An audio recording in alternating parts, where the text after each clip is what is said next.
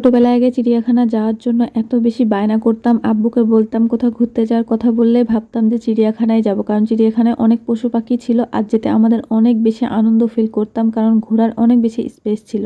তো hello everyone, আসসালামু আলাইকুম। সবাই কেমন আছেন? আশা করি সবাই অনেক বেশি ভালো আছেন।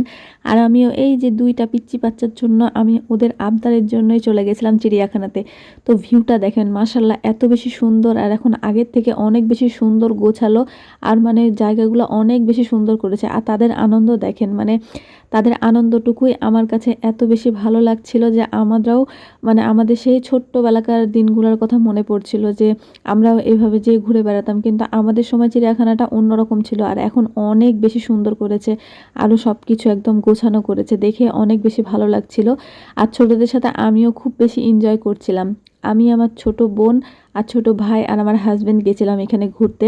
তো দেখছিলাম এখানে অনেক সুন্দর সুন্দর মাছ। আগেও ছোটোবেলাতে এই মাছগুলো দেখতে অনেক বেশি পছন্দ করতাম, এখনও দেখতে খুবই আনন্দ লাগছিল। আমার বোনকে দেখাচ্ছিলাম যে দেখো মাছগুলো কত সুন্দর লাগছে, মাশাল্লাহ। আর সেও খুবই আনন্দ করছিল, আনন্দ সহকারে মাছগুলো দেখছিল, আর বারবার বলছিল যে আপু এটা কি ফিশ? আমি বললাম যে হ্যাঁ, এটা গোল্ড ফিশ। মানে ও খুবই মানে মজা পাচ্ছিল আর বারবার ধরতে চাচ্ছিল, কিন্তু ওখান থেকে তো ধরা সম্ভব না। তাই আমি তাকে ওপর থেকে দেখাচ্ছিলাম, বারবার ভিডিও করছিলাম যে দেখো মাছগুলো কত বেশি সুন্দর। আর সেও খুবই এনজয় করছিল, পুরো রাস্তা একদম একটুও ক্লান্তি ছাড়াই একদম ঘুরছিল। আর দেখেন সবাই কীভাবে ফটোশ্যুট করছিল।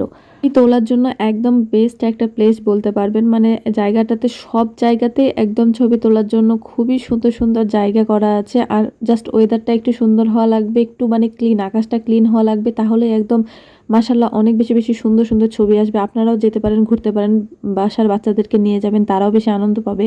কিন্তু একটা বিষয় পার্কের বেশি খারাপ লাগে যে মানে ছোটদের আনন্দ করার চাইতে বড়রা এসে বসে থাকে, বড়রা প্রেম করে। কিন্তু কেন ভাই, অন্য কোনো জায়গা না? এখানে তো ছোট বাচ্চাদের জায়গা, ঘোরার জায়গা, তাই না? তাদেরকে একটু আনন্দ দেওয়া উচিত। কিন্তু তারা কি শিখবে? আপনারা যেভাবে মানে প্রেম করেন, যেভাবে অশোভনভাবে বসে থাকেন, সেভাবে বাচ্চারা আপনাদের দেখে কি শিখবে? সেটা অনেক বেশি খারাপ লেগেছে। হয়তো বা আমরাও একসময় এরকম ছিলাম, কিন্তু এখন আমাদের বিয়ে হয়ে গেছে। কিন্তু আপনাদের তো বোঝা উচিত, আপনারা বড়, ভুল করবে ছোটরা, কিন্তু আপনারা যদি এভাবে অশোভনভাবে বসে থাকেন তাহলে কিভাবে হবে? বিষয়টা আমার কাছে খুবই খারাপ লেগেছে।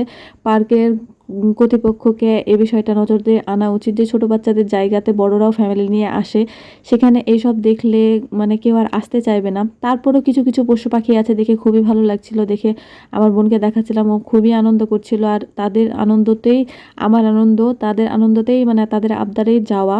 তো পরের পার্টে আমি দেখাবো যে আমি আরও অনেক জায়গায় ঘুরেছিলাম, মানে বলতে গেলে পুরো পার্কটাই ভিডিও করেছিলাম।